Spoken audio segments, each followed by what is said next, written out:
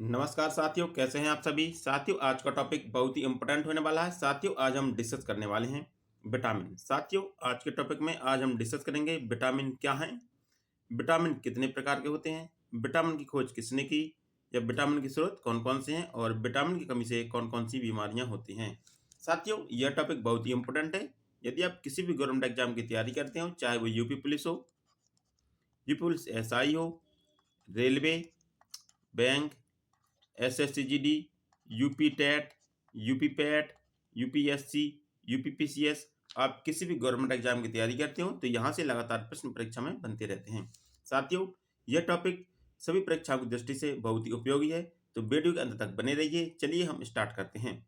साथियों, पहले हम देखेंगे कि विटामिन क्या हैं, विटामिन क्या होते हैं। ठीक है साथियों, विटामिन एक प्रकार के कार्बनिक यौगिक हैं। क्या है यह? एक प्रकार के कार्बनिक यौगिक हैं जो हमारे शरीर के सही विकास, ऊर्जा और बीमारी से रक्षा में बेहद जरूरी है। ठीक है, जो विटामिन है यह एक प्रकार के कार्बनिक यौगिक हैं जो हमारे शरीर के सही विकास, ऊर्जा और बीमारी से रक्षा में बेहद जरूरी है। यह हमारा शरीर खुद इसका निर्माण नहीं करता है। ठीक है, जो विटामिन है इनका निर्माण हमारा शरीर पर्याप्त मात्रा में नहीं करता है, इसलिए इन्हें हम अपने खान पान के जरिए लेते हैं। साथ ही जो विटामिन है इनका शरीर में निर्माण पर्याप्त मात्रा में नहीं होता है, इसलिए हम इन्हें खान पान के जरिए लेते हैं। विटामिन को हम रक्षात्मक भोजन भी कहते हैं। क्या कहते हैं? इनको हम रक्षात्मक भोजन भी कहते हैं, क्योंकि ये शरीर के मोटालिज्म को नियंत्रित करते हैं। जो विटामिन होते हैं इन्हें हम रक्षात्मक भोजन भी कहते हैं, जो हमारे शरीर के मोटालिज्म को नियंत्रित करते हैं। साथियों, अब हम बात करेंगे कि विटामिन की खोज किसने की थी। ठीक है साथियों, विटामिन की खोज दो वैज्ञानिकों के द्वारा की गई है। पहले इनकी खोज की गई, फिर इसका नामांकन किया गया था। ठीक है, तो बात करेंगे कि इसकी खोज किसके द्वारा की गई थी। तो विटामिन की खोज सबसे पहले एफ सी हॉपकिंस के द्वारा 1912 ईस्वी में की गई थी। ठीक है, इसकी खोज एफ सी हॉपकिंस के द्वारा 1912 ईस्वी में की गई थी। ठीक है, फिर इसका नामांकन किया गया और इसका नामांकन कार्सिमिर फंक या सी फंक ने 1912 ईस्वी में किया था। ठीक है, जिसका नामांकन है इसका नामांकन सी फंक के द्वारा किया गया था, इसलिए सी फंक को ही मुख्य रूप से खोजकर्ता माना जाता है। ठीक है, सी फंक को ही विटामिन का मुख्य खोजकर्ता माना जाता है। ठीक है, और यहाँ से प्रश्न बनता है कि विटामिन की खोज किसने की थी, तो सी फंक ने विटामिन की खोज की थी। ठीक है, क्योंकि इसे ही मुख्य खोजकर्ता माना गया है। ठीक है, इसके बाद हम बात करेंगे कि विटामिन के कितने प्रकार होते हैं या विटामिन कितने प्रकार के होते हैं। साथियों, यदि हम बात करें विटामिनों की, तो विटामिन घुलनशीलता के आधार पर दो प्रकार के होते हैं। कितने? घुलनशीलता के आधार पर विटामिन दो प्रकार के होते हैं। एक होता है जल में घुलनशील विटामिन और एक होता है वसा में घुलनशील विटामिन। ठीक है, तो हम दोनों को अलग अलग डिस्कस करेंगे। इसमें हम पहले देखेंगे जल में घुलनशील विटामिन। साथियों, जल में घुलनशील विटामिन दो विटामिन होते हैं, एक होता है बी विटामिन, एक होता है सी विटामिन। ठीक है, ये दो विटामिन है जो जल में घुलनशील होते हैं। ये विटामिन पानी में घुल जाते हैं और शरीर में स्टोर नहीं होते हैं। ठीक है, जो बी और सी विटामिन है ये पानी में घुल जाते हैं और शरीर में स्टोर नहीं होते हैं। ये यूरिन के रास्ते बाहर निकल जाते हैं, इसलिए इन्हें रोजाना लेना जरूरी है। ठीक है, जो विटामिन बी है और विटामिन सी है ये यूरिन के रास्ते बाहर निकल जाते हैं और इन्हें रोजाना लेना जरूरी है। ठीक है, और इसके बाद हम देखेंगे वसा में घुलनशील विटामिन। ठीक है, तो वसा में घुलनशील विटामिन हैं वो है vitamin A, vitamin D, vitamin E और विटामिन के। ठीक है, ये वसा में घुलनशील विटामिन है। ठीक है, ये विटामिन वसा में घुलनशील होते हैं। ये शरीर के लीवर और फैटी टिश्यूज में स्टोर हो जाते हैं। ठीक है, जो वसा में घुलनशील विटामिन है ये शरीर में लीवर में और फैटी एसिड में स्टोर हो जाते हैं। इन्हें रोजाना लेना जरूरी नहीं है। ठीक है, जो वसा में घुलनशील विटामिन है इनको रोजाना लेना जरूरी नहीं है। ठीक है, इसके बाद हम देखेंगे कि विटामिन के रासायनिक नाम क्या है और इनके स्रोत क्या है और इनकी कमी से कौन कौन सी बीमारियां होती हैं। साथियों, जो विटामिन है इनकी रासायनिक नाम बहुत जरूरी है और परीक्षा में यहाँ से प्रश्न बनते रहते हैं कि किस विटामिन का क्या रासायनिक नाम है और इसके स्रोत क्या है और इसकी कमी से कौन कौन सी बीमारियां होती हैं। ठीक है, तो इसे हम देखेंगे एक एक करके सभी विटामिन के रासायनिक नाम, इनका रासायनिक नाम क्या है। ठीक है, इसमें पहला है विटामिन ए। तो विटामिन ए का रासायनिक नाम है रेटिनॉल। क्या? विटामिन ए का रासायनिक नाम रेटिनॉल है। और विटामिन ए की कमी से देखेंगे कौन सी बीमारी होती है। तो विटामिन ए की कमी से रतौंधी, आँखों का सूजना, ठीक है, ये बीमारियाँ होती हैं। और हम बात करेंगे कि इसके मुख्य स्रोत कौन-कौन से हैं, ठीक है। तो विटामिन ए का मुख्य स्रोत है गाजर, दूध, अंडा, पका आम और हरी सब्जी, ठीक है। ये विटामिन ए के मुख्य स्रोत हैं। इसके बाद हम देखेंगे विटामिन बी1। विटामिन बी1 का रासायनिक नाम है थायमीन। क्या है इसका रासायनिक नाम है थायमीन। और इसकी कमी से बेरी-बेरी रोग होता है, जो मुख्य ये परीक्षा में पूछा जाता है कि विटामिन जो बेरी-बेरी रोग है वो किस विटामिन की कमी से होता है, ठीक है। तो बेरी-बेरी रोग विटामिन बी1 की कमी से होता है और इसमें भूख कम लगती है, ठीक है। जब विटामिन बी1 की कमी हो जाती है तो भूख कम लगती है, ठीक है। इसके बाद इसमें देखेंगे कि इसके मुख्य स्रोत कौन-कौन से हैं। तो विटामिन बी1 के मुख्य स्रोत हैं मूँगफली, बिना पॉलिश वाले चावल, साबुत अनाज, ठीक है, इसके प्रमुख स्रोत हैं। इसके बाद है विटामिन बी2। विटामिन बी2 का रासायनिक नाम है राइबोफ्लोविन। क्या है? राइबोफ्लोविन इसका रासायनिक नाम है।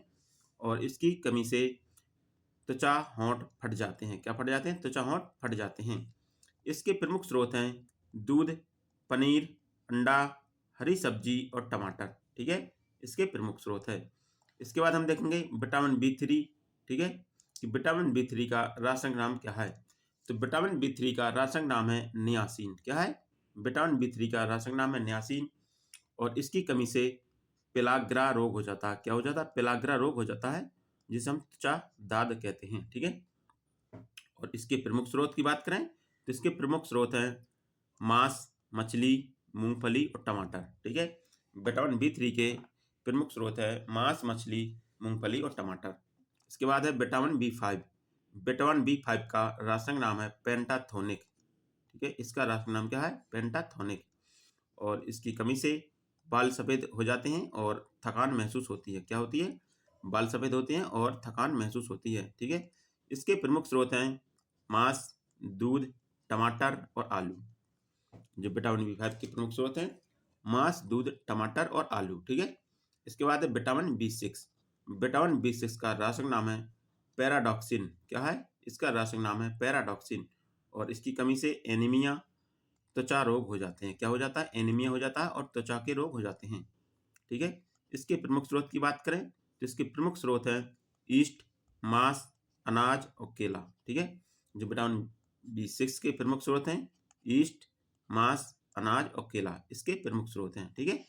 इसके बाद हम बात करेंगे विटामिन बी7 की, कि विटामिन बी7 का रासायनिक नाम क्या है। तो विटामिन बी7 का रासायनिक नाम है बायोटीन। इसका रासायनिक नाम है बायोटीन, ठीक है। और इसकी कमी से बाल गिरना चालू हो जाते हैं, शरीर में दर्द रहने लगता है, ठीक है। और इसकी स्रोतों की बात करें तो इसके प्रमुख स्रोत हैं गेहूँ, अंडा, दूध और बाजरा, ठीक है। गेहूँ, अंडा, दूध और बाजरा जो विटामिन बी7 के प्रमुख स्रोत हैं। इसके बाद है विटामिन बी9, जो बहुत ही इम्पोर्टेंट है, ठीक है। विटामिन बी9। विटामिन बी9 का रासायनिक नाम है फॉलिक एसिड। क्या है? फॉलिक एसिड, ठीक है। इसकी कमी से एनीमिया और शरीर का धीमा विकास हो जाता है, ठीक है। शरीर का जो विकास है धीमा हो जाता है और इसकी कमी से एनीमिया रोग हो जाता है। इनके प्रमुख स्रोत की बात करें तो इसमें हरी सब्जी, दालें, अंडा और बीन्स, ठीक है, इसके प्रमुख स्रोत है। अगला है हमारा विटामिन बी12, जो मोस्ट इम्पोर्टेंट है। क्या है? विटामिन बी12, ठीक है। इसमें कोबाल्ट धातु पाई जाती है। क्या? कोबाल्ट धातु विटामिन बी12 पाई जाती है, ठीक है। इसका रासायनिक नाम है साइनोकोबालामिन। क्या है? इसका रासायनिक नाम साइनोकोबालामिन है, ठीक है। यदि हम बात करें कि इसकी कमी से कौन सा रोग होता है तो घातक एनीमिया हो जाता है, ठीक है। विटामिन बी12 की कमी से घातक एनीमिया हो जाता है, ठीक है।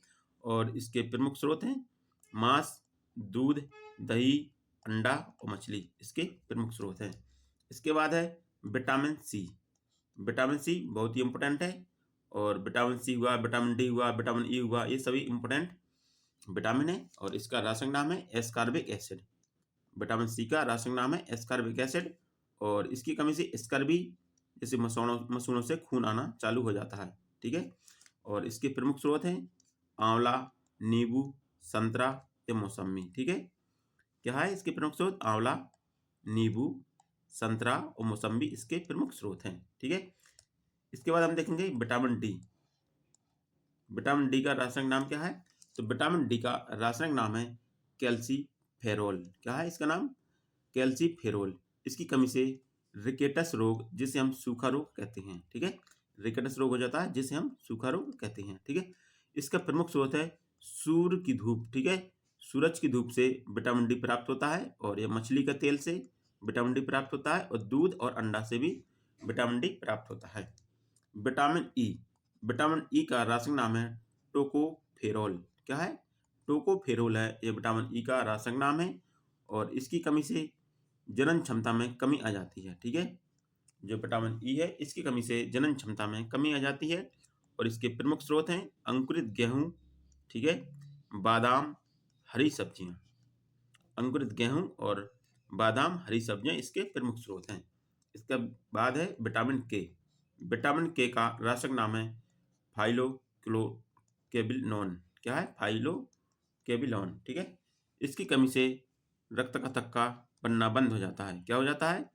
विटामिन के की कमी से रक्त का थक्का बनना बंद हो जाता है। ठीक है, इसके प्रमुख स्रोत की बात करें तो इसके प्रमुख स्रोत हैं टमाटर, हरी पत्तेदार सब्जियां और दूध। क्या है? टमाटर, हरे पत्तेदार सब्जियां और दूध है। ठीक है, साथियों ये तो थी विटामिन से संबंधित कुछ प्रमुख जानकारी। ठीक है, यदि हम बात करें कि विटामिन कहाँ कहाँ से हम आसानी से प्राप्त कर सकते हैं, तो यह एक संतुलित आहार जिसमें हरी सब्जी, ताजे फल, दूध और दालें शामिल हों, हमारे शरीर को सभी जरूरी विटामिन आसानी से प्रदान कर सकता है। ठीक है, जो संतुलित आहार है, हरी सब्जियां हैं, ताजे फल, दूध, दालें शामिल हैं, इस प्रकार का हम भोजन करें तो हमें आसानी से विटामिन मिल जाता है और शरीर की पूर्ति हो जाती है। ठीक है।